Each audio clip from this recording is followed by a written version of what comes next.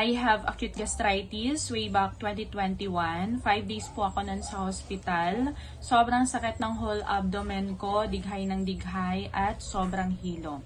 And nagpoops na din po ako noon ng kulay itim. Ibig sabihin po noon, meron na pong dumugo sa loob ng tiyan ko. At sa sobrang hilo, hindi na po ako noon talaga makatayo mag-isa.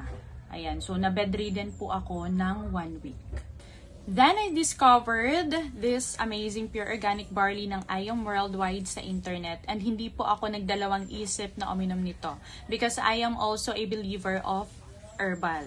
Ayan, so in-stop ko muna yung mga iniinom ko na mga synthetic medicine before po ako uminom nito. Nag 3 times a day po ako sa ating amazing pure organic barley, and thank God, unti-unti pong nawala yung sobrang hilo at sobrang sakit ng tiyan ko.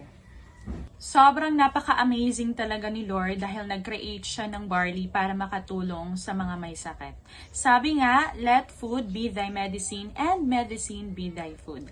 Thanks to this amazing pure organic barley, okay na po ako ngayon. Thank you po!